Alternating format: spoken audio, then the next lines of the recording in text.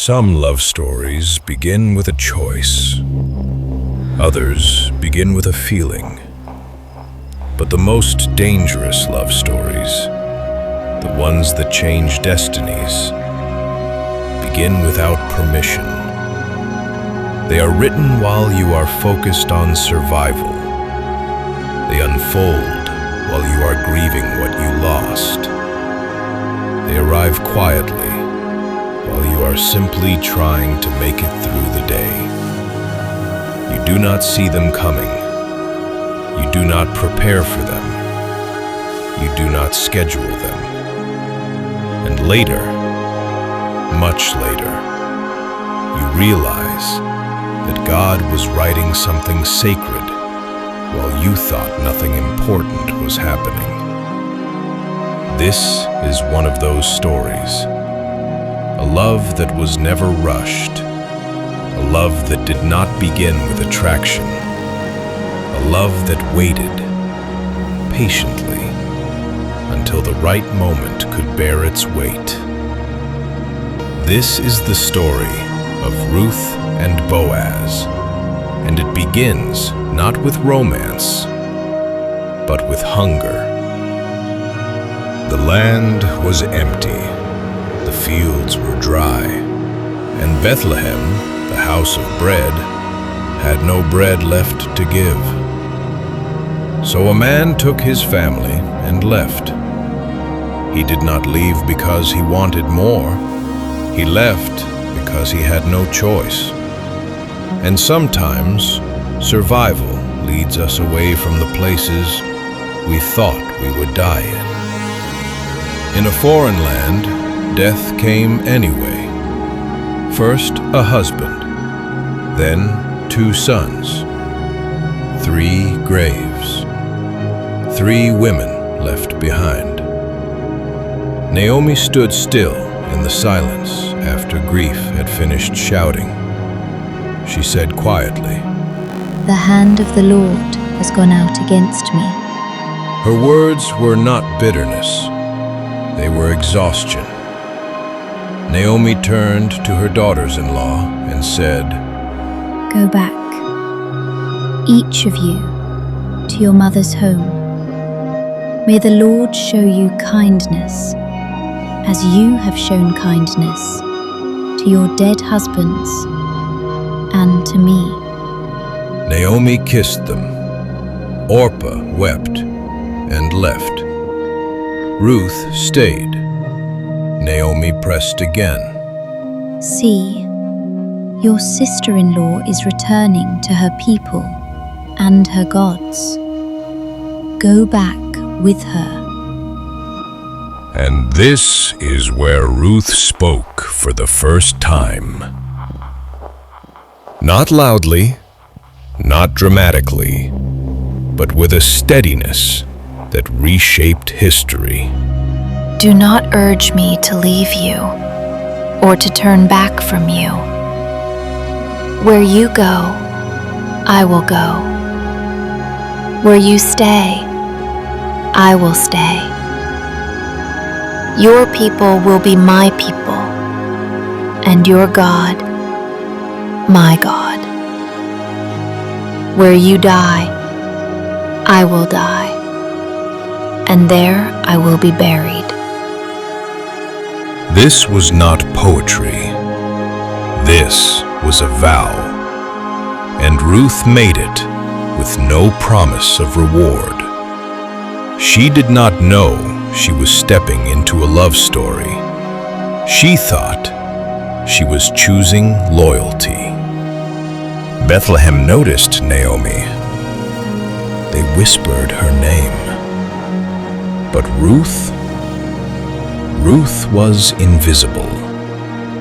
She did not belong there. She woke before sunrise and wrapped herself in resolve.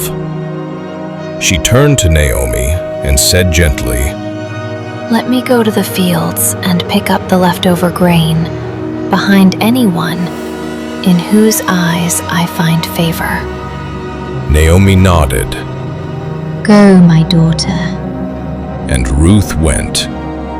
She bent low, hour after hour, hands scraping earth, grain slipping between fingers, back aching under the weight of survival.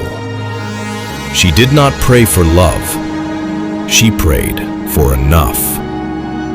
And while she worked, footsteps approached behind her. A man stood at the edge of the field and asked, "The Lord be with you." The workers in the field replied, "The Lord bless you." Then he asked another question, a quiet one. "Who does that young woman belong to?" Not who is she, but who covers her? One of the workers answered, "She is the Moabite who came back from Moab with Naomi. She said, 'Please let me glean and gather among the sheaves.' She has worked steadily from morning until now." Boaz watched, longer than Ruth realized. Boaz did not call Ruth to himself. He walked toward her. And when he spoke, his voice did not carry authority. It carried care.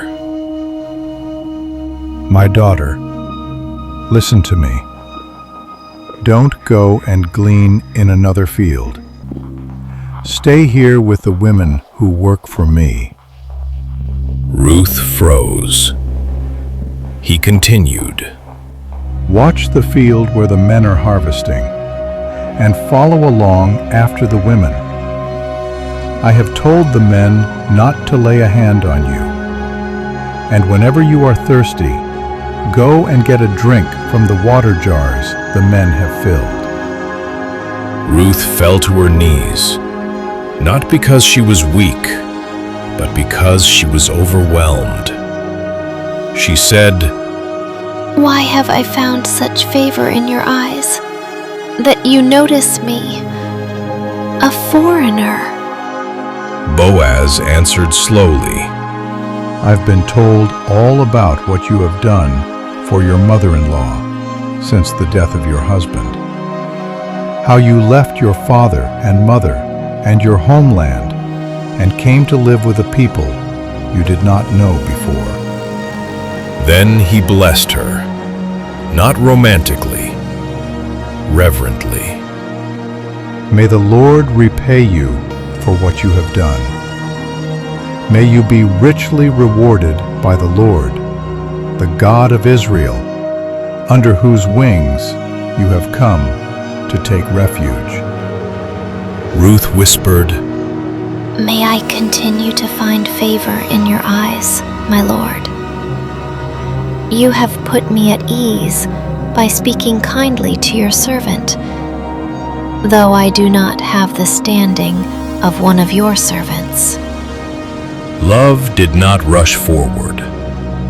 Love stepped back and made space. Day after day, Ruth returned, and Boaz allowed affection to grow without pressure. At mealtime, he said, "Come over here. Have some bread and dip it in the wine vinegar." She sat beside the harvesters. He offered her roasted grain. She ate until she was satisfied. When she returned to glean, Boaz told his men quietly, "Even if she gathers among the sheaves, don't reprimand her. Pull out some stalks for her and leave them for her to pick up." Ruth did not hear this, but she felt it. At home, Naomi asked, Where did you glean today? Ruth answered, The name of the man I worked with today is Boaz. Naomi breathed differently. She said, The Lord bless him. He has not stopped showing his kindness to the living and the dead. Then Naomi added softly, That man is our close relative. He is one of our guardian redeemers. Ruth listened. She did not run ahead of the story. She stayed. Weeks passed. Harvest ended.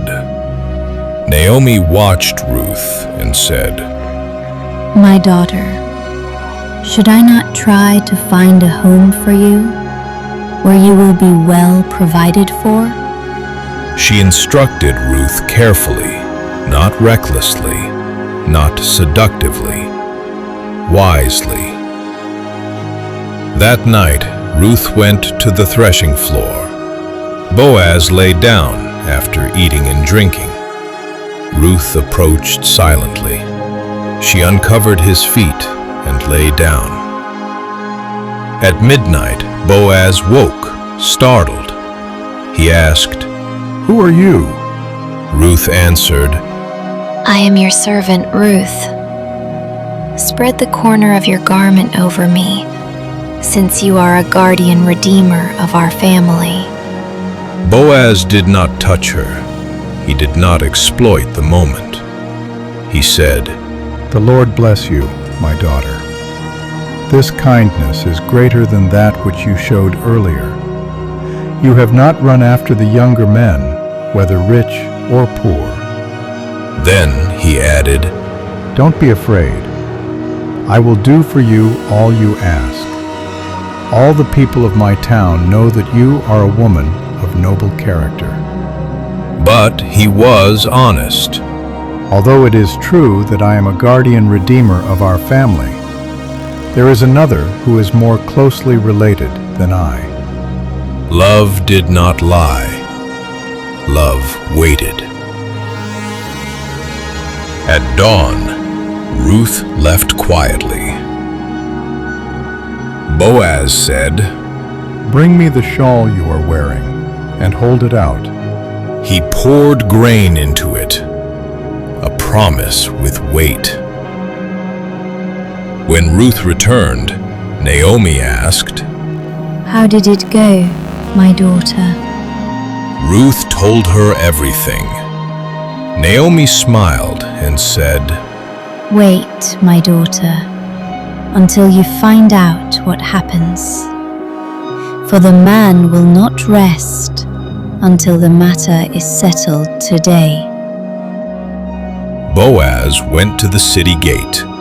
He spoke publicly, legally, honorably. And when the closer Redeemer declined, Boaz declared, Today you are witnesses that I have bought from Naomi all the property of Elimelech. I have also acquired Ruth the Moabite as my wife, in order to maintain the name of the dead with his property. The elders replied, We are witnesses. Ruth became Boaz's wife. The Lord enabled her to conceive. She bore a son. Naomi held the child. The women said, Praise be to the Lord, who this day has not left you without a guardian redeemer. And they named him Obed. He became the father of Jesse, the father of David. And generations later, from this slow love came redemption for the world. Perhaps you are in the field. Perhaps you are waiting. Perhaps love has not asked your permission yet. But if this story teaches us anything, it is this: God writes slowly. God writes carefully. God writes beautifully. And when He writes love, He never rushes.